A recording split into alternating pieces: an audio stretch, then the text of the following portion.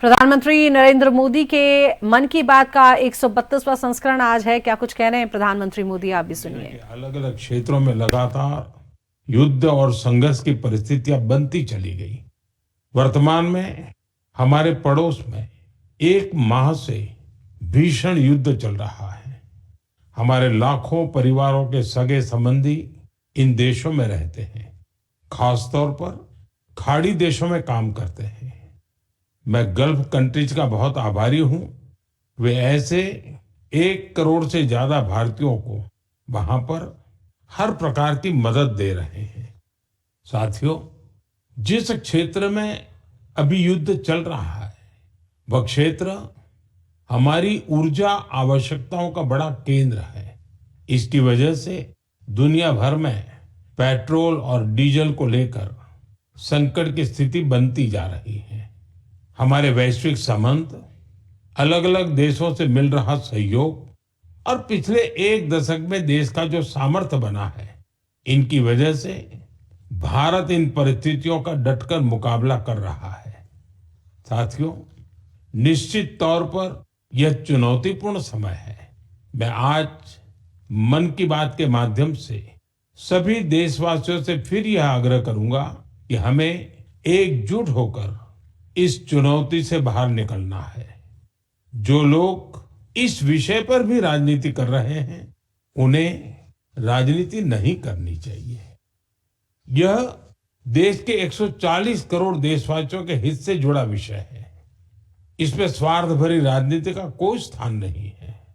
ऐसे में जो भी लोग अफवाह फैला रहे हैं, वे देश का बहुत बड़ा नुकसान कर रहे हैं। मैं सभी देशवासियों से अपील भी करूंगा कि वो जागरूक रहे, अफवाहों के बहकावे में न आए। सरकार की तरफ से जो आपको निरंतर जानकारी दी जा रही है, उस पर भरोसा करें और उसी पर विश्वास करके कोई कदम उठाएं। मुझे हर बार की तरह इस बार भी विश्वास है कि जैसे हमने देश के 140 करोड़ देशवासियों के सामर्थ्य से पुराने संकटों को हराया था, इस बार भी हम सब मिल करके इस कठिन हालत से बहुत ही अच्छी तरह बाहर निकल जाएंगे। मेरे प्यारे देशवासियों, भारत की ताकत यहाँ के कोटि कोटि लोगों में निहित है। आज मन की बात में एक ऐसे प्रयास के बारे में बताना चाहता हूं जो देशवासियों की जन भागीदारी की भावना को दर्शाता है। ये प्रयास है ज्ञान भारतम सर्वे, जिसका संबंध हमारी महान संस्कृति और समृद्ध विरासत से है। इसका उद्देश्य देश भर में मौजूद मैन्युस्क्रिप्ट्स यानी पांडुलिपियों के बारे में जानकारी जमा करना है। इस सर्वे से जुड़ने का एक माध्यम ज्ञान भारतम ऐप है। आपके पास अगर कोई मैन्युस्क्रिप्ट है, पांडुलिपि है या उसके बारे में जानकारी है, तो उसकी फोटो ज्ञान भारतम ऐप पर जरूर साझा करें। हर एंट्री से जुड़ी जानकारी को दर्ज करने से पहले उसकी पुष्टि भी की जा रही है। मुझे इस बात की खुशी है कि अब तक हजारों मैन्युस्क्रिप्ट्स, पांडुलिपि लोगों ने शेयर की है। उदाहरण के तौर पर अरुणाचल प्रदेश के नामसाई के चा नंती सिंह लोआंग जी ने ताई लिपि में पांडुलिपियां साझा की है। अमृतसर के भाई अमित सिंह राणा ने गुरुमुखी लिपि में पांडुलिपि शेयर की है। यह हमारी महान सिख परंपरा और पंजाबी भाषा से जुड़ी लिपि है। कुछ संस्थाओं ने पाम लीफ यानी ताड़ के पत्तों पर लिखी मैन्युस्क्रिप्ट दी है। राजस्थान के अभय जैन ग्रंथालय ने कॉपर प्लेट्स पर लिखी बहुत पुरानी पांडुलिपियां शेयर की है।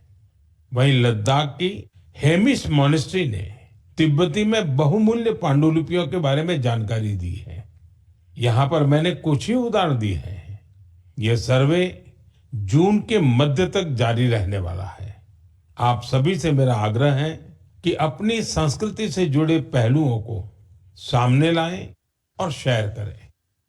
मेरे प्यारे देशवासियों, भारत दुनिया का सबसे युवा देश है।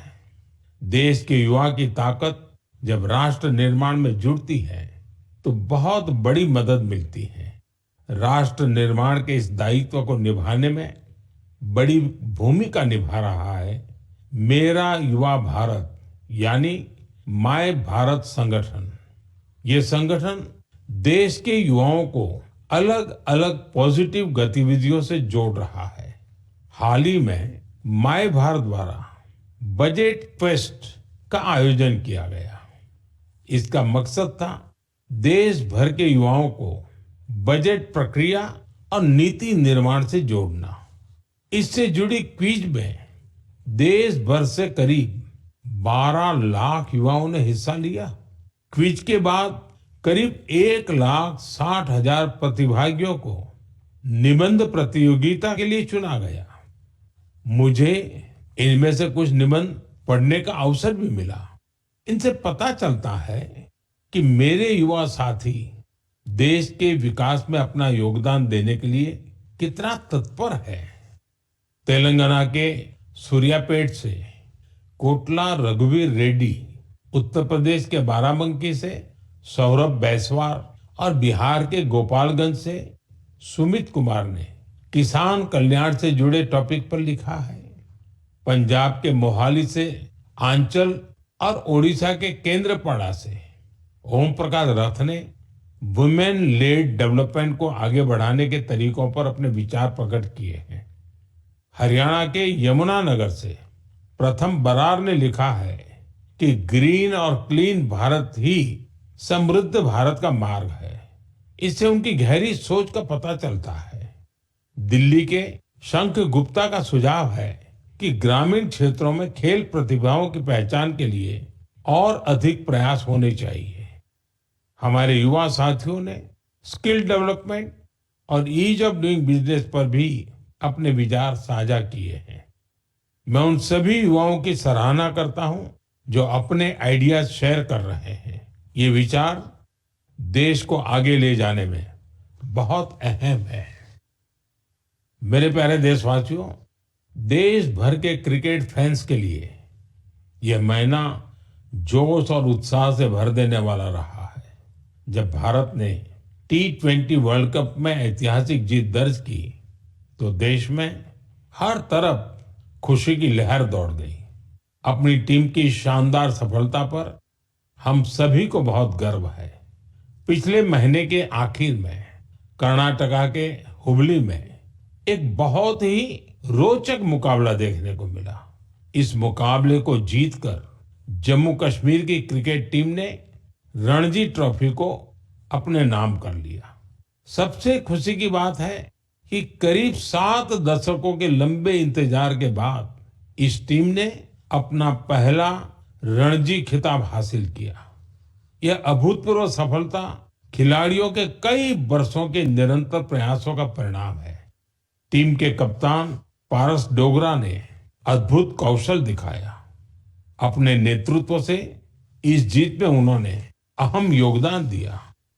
आज देश में कश्मीर के युवा गेंदबाज आकिब नबी के प्रदर्शन की भी चर्चा हो रही है, जिन्होंने रणजी सीजन में 60 विकेट लिए हैं।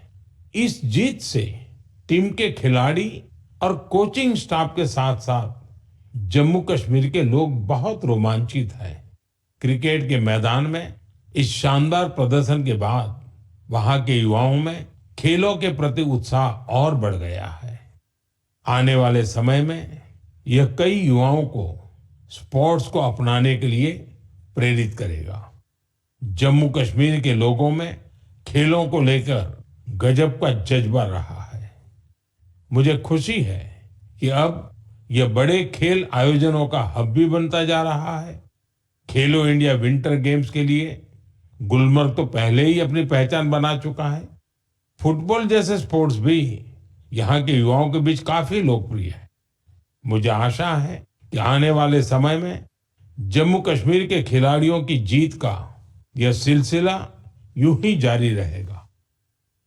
मेरे प्यारे देशवासियों, मैं अक्सर कहता हूं, जो खेलेगा वो खिलेगा। मुझे ये देखकर अच्छा लगा कि हमारे देश के युवा अब उन खेलों को भी खूब अपना रहे हैं जो पहले उतने लोकप्रिय नहीं थे। उत्तर प्रदेश के प्रतिभाशाली एथलीट गुलवीर सिंह ने ऐसे ही एक खेल में कमाल कर दिखाया है। उन्होंने कुछ ही हफ्ते पहले न्यूयॉर्क सिटी हाफ मैराथन में तीसरा स्थान हासिल कर इतिहास रच डाला। वे 1 घंटे से कम समय में हाफ मैराथन पूरा करने वाले पहले भारतीय एथलीट बने। स्क्वॉश खिलाड़ी बेटी अनाहत सिंह ने स्क्वॉश ऑन फायर ओपन का बड़ा अंतर्राष्ट्रीय खिताब अपने नाम किया। सिर्फ 17 साल की उम्र में उन्होंने ये सफलता हासिल की। इसके साथ ही वे पीएसए वर्ल्ड रैंकिंग में टॉप 20 में जगह बनाने वाली सबसे कम उम्र की एशियाई महिला खिलाड़ी बन गई है। मुझे अस्मिता एथलेटिक्स लीग की जानकारी भी मिली है। इसमें 8 मार्च को महिला दिवस के अवसर पर कई स्पोर्टिंग इवेंट्स का शानदार आयोजन किया गया। लीग में करीब 2 लाख बेटियों ने भागीदारी की। ये देखकर अच्छा लगता है कि भारत की नारी शक्ति देश में हो रहे इस स्पोर्टिंग ट्रांसफॉर्मेशन में अहम भूमिका निभा रही है। साथियों, मेरा हमेशा से यह आग्रह रहा है कि आप सभी अपनी फिटनेस पर जरूर ध्यान दें। अंतर्राष्ट्रीय योग दिवस में अब 100 दिनों से भी कम समय बचा है। पूरी दुनिया में योग के प्रति आकर्षण भी लगातार बढ़ रहा है। अफ्रीका के जिबूती में अलमिस जी अपने अरविंद योग सेंटर के जरिए योग को बढ़ावा दे रहे हैं। वे यहाँ की कई और जगहों पर भी लोगों को योग सिखाते हैं। आप में से कई लोगों ने इंस्टाग्राम कंटेंट क्रिएटर युवराज दुआ की पोस्ट पर मेरे से रिप्लाई को लेकर कमेंट्स किए हैं। उन्होंने मुझसे आग्रह किया था कि मैं उनके पिता से कहूं कि वे शुगर इंटेक कम करें। मुझे खुशी है कि मेरे अनुरोध का उनके पिता पर सकारात्मक प्रभाव पड़ा है। मैं आप सभी से आग्रह करूंगा कि आप भी शुगर इंटेक को कम कर वेलनेस जैसे क्षेत्रों में इनोवेशन करने का मौका मिलता है। इससे स्टूडेंट्स को रिसर्च का बहुत अच्छा अनुभव हासिल होता है। साथ ही अपने प्रोजेक्ट्स को पब्लिश करने का प्लेटफॉर्म भी मिलता है। साथियों, परीक्षा पे चर्चा के दौरान कुछ स्टूडेंट्स ने मुझे बताया था कि वे साइंस पढ़ना तो चाहते हैं, लेकिन उन्हें इससे डर भी लगता है। इस दिशा में प्रयोग की टीम का प्रयास बहुत ही सराहनीय है। यह पहल स्टूडेंट्स को साइंस के साथ जुड़ने और प्रैक्टिकली कुछ करके दिखाने का मौका देती है। जब हम किसी चीज को खुद करके देखते हैं तो जिज्ञासा और रुचि पैदा होती है। कौन जानता है कि मेरे युवा साथियों में ही कोई आने वाले समय का बेहतरीन साइंटिस्ट हो। साथियों, शिक्षा के माध्यम से अतीत को संरक्षित करने और भविष्य को तैयार करने का एक प्रयास नागा समुदाय भी कर रहा है। इस समुदाय के लोग अपनी आदिवासी परंपराओं का बहुत सम्मान करते हैं। वो इस पर गर्व तो करते ही हैं, साथ ही अपनी अप्रोच को आधुनिक भी रखते हैं। नागा ट्राइब्स में मोरुंग लर्निंग की एक पारंपरिक व्यवस्था थी। इसमें बुजुर्ग लोग अपने अनुभवों से युवाओं को पारंपरिक ज्ञान, इतिहास और लाइफ स्किल्स के बारे में बताते थे। समय के साथ यह सिस्टम अब मोरुंग कॉन्सेप्ट ऑफ एजुकेशन में बदल गया है। इसके माध्यम से बच्चों में गणित और विज्ञान जैसे विषयों में रुचि पैदा की जाती है। इसमें समुदाय के बुजुर्ग उन्हें कहानियां, लोकगीत और पारंपरिक खेलों के साथ लाइफ स्किल्स सिखाते हैं। इस तरह हमारा नागालैंड अपनी सांस्कृतिक विरासत को सुरक्षित रखते हुए बच्चों की शिक्षा को आगे ले जा रहा है। आपको भी अपने क्षेत्र में ऐसे प्रयासों के बारे में पता चले तो मुझे जरूर शेयर कीजिएगा। मेरे प्यारे देशवासियों, देश के कई हिस्सों में गर्मियों की शुरुआत हो चुकी है। यानी ये समय जल संरक्षण के अपने संकल्प को फिर से दोहराने का है।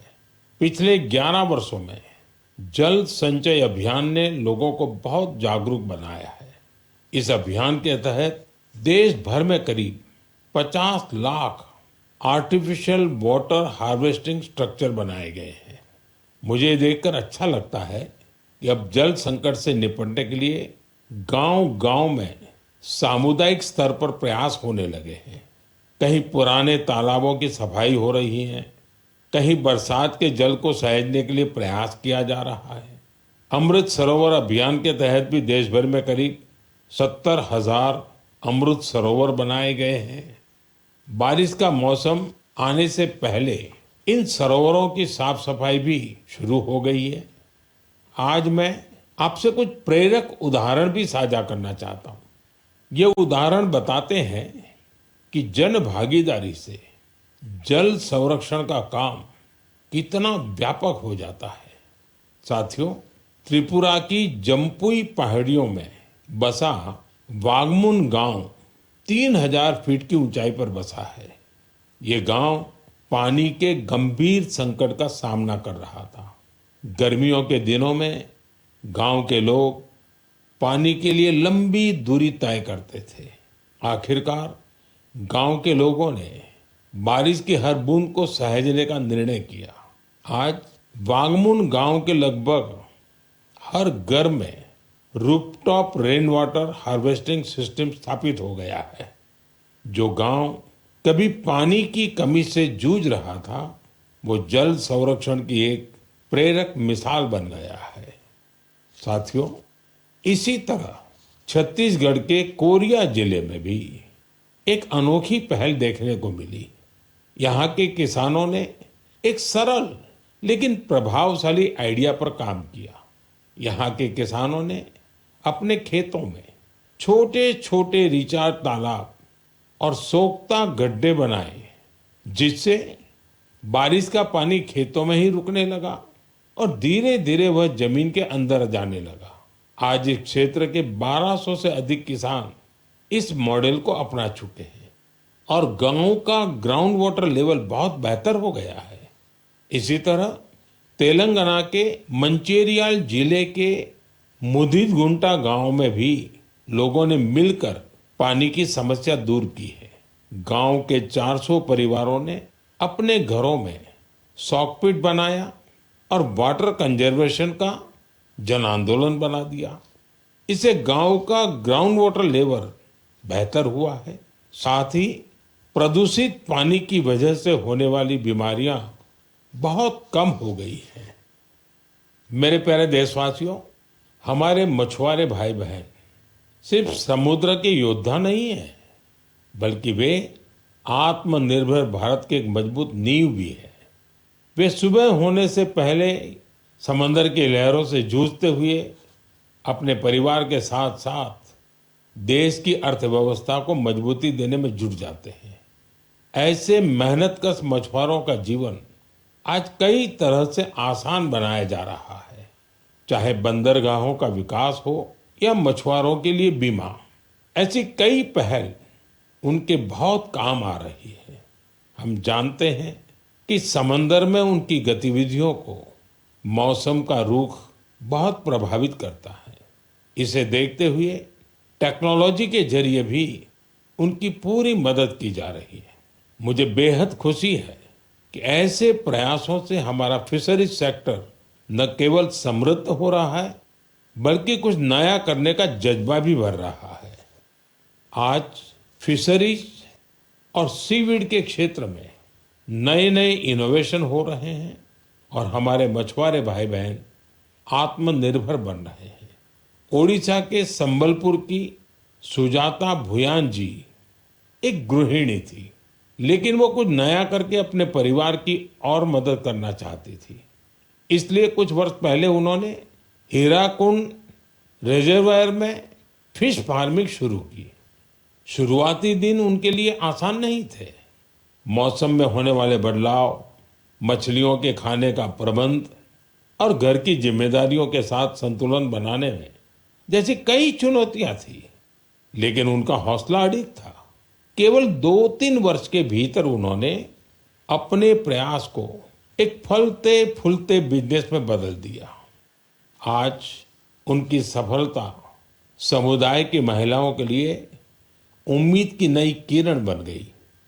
साथियों, लक्षद्वीप में मिनिकॉय की हावा गुलजार जी की कहानी हमारी माताओं बहनों की अद्भुत संकल्प शक्ति को सामने लाती है। दरअसल वे एक फिश प्रोसेसिंग यूनिट चलाती थी, लेकिन उन्हें लगा कि उनके पास एक अच्छा कोल्ड स्टोरेज हो तो वे और बेहतर कर सकती है। इसलिए उन्होंने कोल्ड स्टोरेज यूनिट लगाने का फैसला किया। आज यही उनकी ताकत बन चुका है।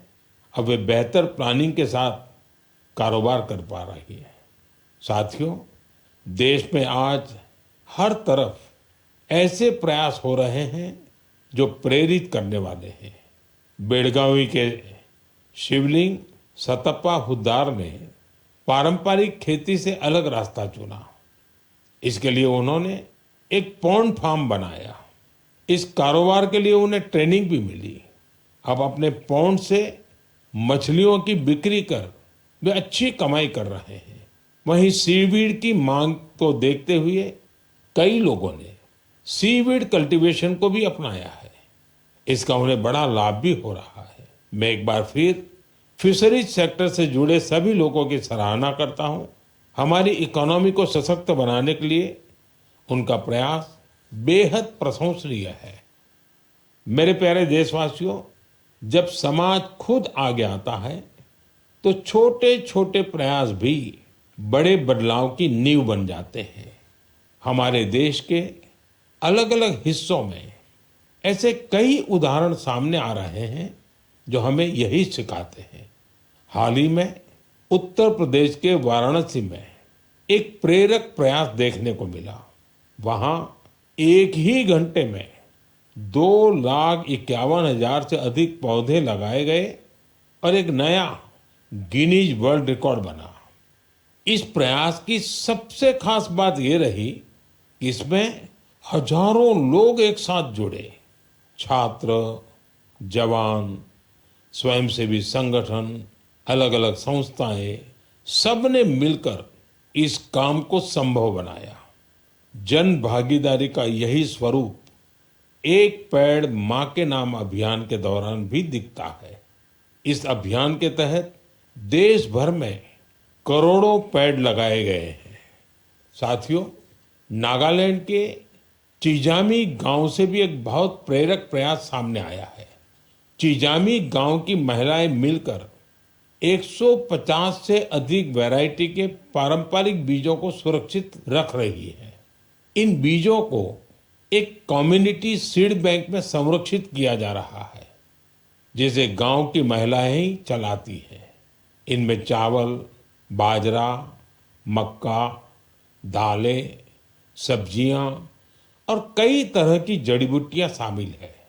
यह एक ऐसा प्रयास है जिसमें ज्ञान भी सुरक्षित है, परंपरा भी जीवित है और आने वाली पीढ़ियों के लिए एक मजबूत आधार भी तैयार हो रहा है।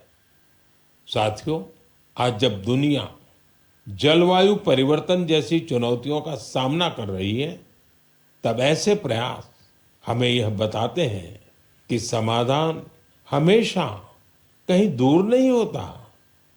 कई बार हमारे अपने पारंपरिक ज्ञान और सामुदायिक प्रयास ही हमें सबसे मजबूत रास्ता दिखाते हैं। मेरे प्यारे देशवासियों, आज आप देश के किसी छोटे बड़े शहर में जाएंगे तो एक बदलाव आप जरूर नोटिस करेंगे। आपको बड़ी संख्या में घरों की छत पर सोलर पैनल लगे हुए दिखाई देंगे।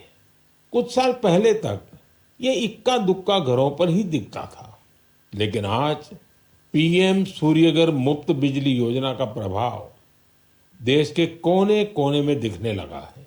इस योजना की वजह से गुजरात के सुरेंद्रनगर जिले की पायल मुजपरा के जीवन में बहुत बड़ा बदलाव आया है।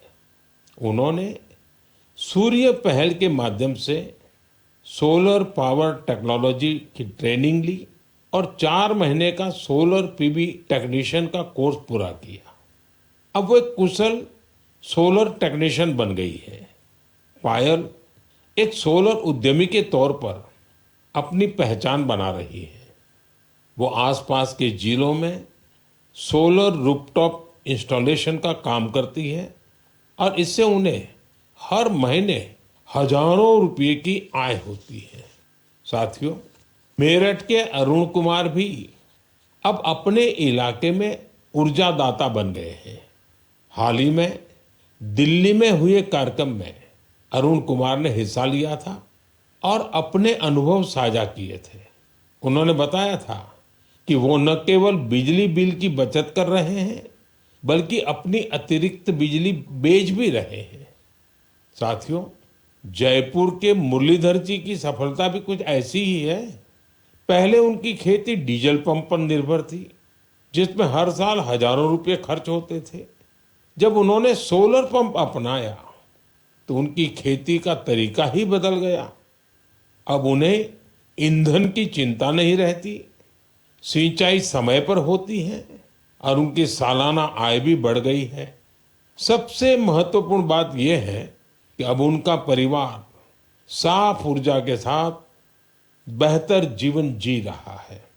साथियों, पीएम सूर्यघर मुफ्त बिजली योजना का फायदा नॉर्थ ईस्ट के इलाकों में भी मिल रहा है।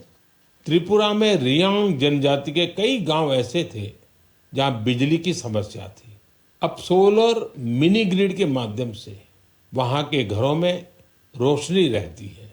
वहां बच्चे अब शाम के बाद भी पढ़ पा रहे हैं, लोग मोबाइल चार्ज कर पा रहे हैं और गांव का सामाजिक जीवन भी बदल गया है।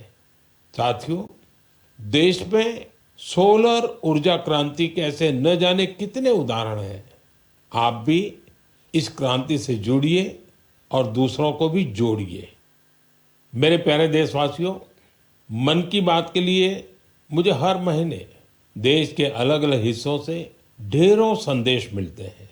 इन संदेशों से ये भी पता चलता है कि दूर दराज के क्षेत्रों में बैठे लोग कितने चाव से इस कार्यक्रम को सुनते हैं। जब मैं आपके सुझाव पढ़ता हूं तो मुझे लगता है कि ये सिर्फ एक कार्यक्रम नहीं है, ये हम सबका एक साझा संवाद बन गया है। आपके विचार, आपके अनुभव इस कार्यक्रम को लगातार बेहतर बनाने की प्रेरणा देते हैं। आप अपने आसपास की प्रेरक गाथाएं यूं ही साझा करते रहिए।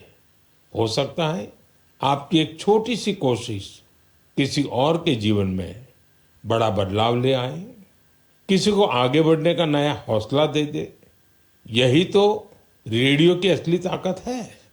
ये देश के अलग अलग कोने में बैठे लोगों का एक विचार, एक भावना और एक उद्देश्य से जोड़ देता है। अगले महीने फिर मिलेंगे कुछ नए प्रेरक व्यक्तित्वों के साथ, कुछ ऐसे प्रयासों के साथ जो हमें आगे बढ़ने की नई ऊर्जा देंगे। तब तक आप अपना और अपने परिवार का ध्यान रखें, स्वस्थ रहें, खुश रहें। बहुत बहुत धन्यवाद।